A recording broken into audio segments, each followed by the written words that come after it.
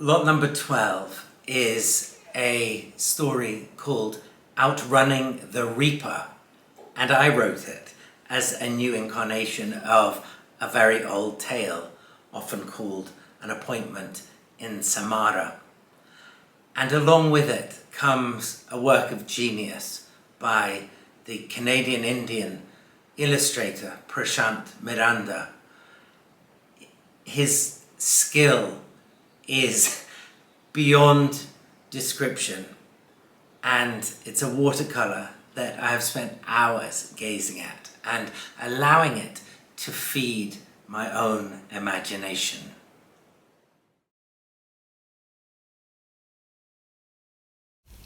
Outrunning the Reaper. Hakim, the son of Hakim, was descended from a long line of merchants. He prided himself on being the shrewdest trader alive, from his home in Marrakesh to distant Samarkand. Year after year, Hakim bought cheap and sold high, making himself a vast fortune in the process. Everyone in the bazaars of the East knew that he, Hakim, the son of Hakim, was the most wily merchant alive. In markets and in office blocks, in tented desert encampments, and in city restaurants, many tongues spoke of the business mind of Hakim, the son of Hakim. Others, jealous of his exceptional skill at turning a profit, even in the most unlikely of situations, copied him, and they too made fortunes for themselves. Now, it just so happened that the business community were not the only ones whose ears had heard of Hakim, the son of Hakim.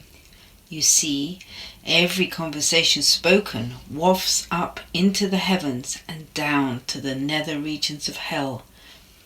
And so it was that, as time passed, and as Hakim's fortune swelled to new and extraordinary dimensions, death came to know of his vast accumulated wealth. Although there is no way of knowing the intricacies of the system, it happened that death appeared early one morning in a little tea house on the edge of Marrakesh. Seated at a table in the shadows of the same establishment was Hakim, the son of Hakim.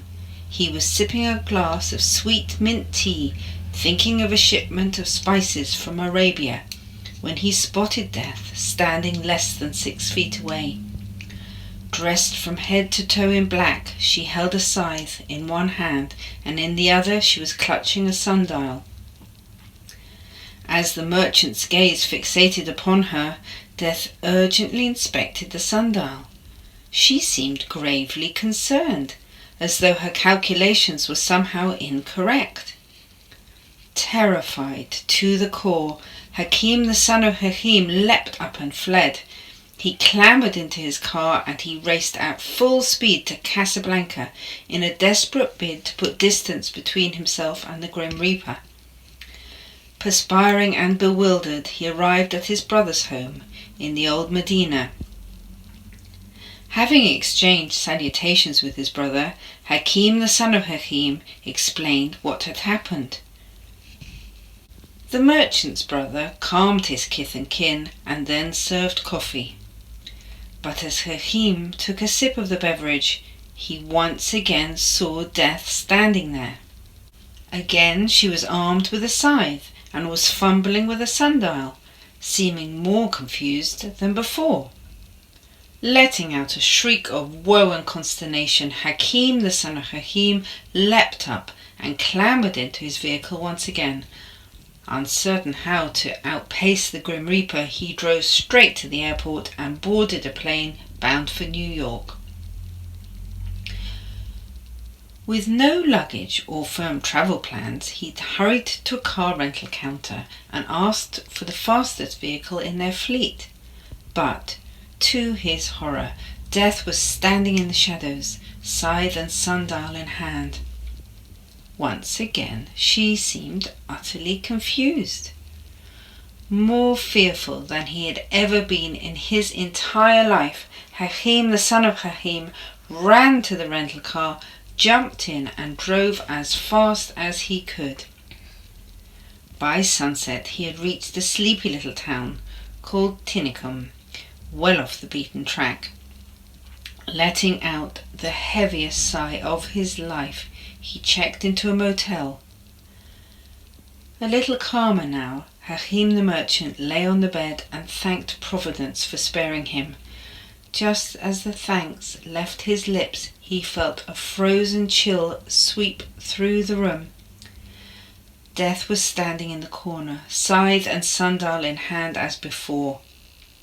This time, rather than appearing confused, she was smiling from ear to ear.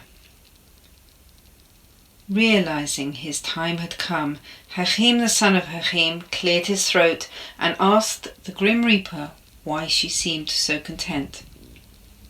Pointing a finger to the sundial, Death replied, "When I saw you earlier today, first in Marrakesh, then in Casablanca, and after that at the airport in New York, I was so confused." Plucking up courage, the merchant inquired why.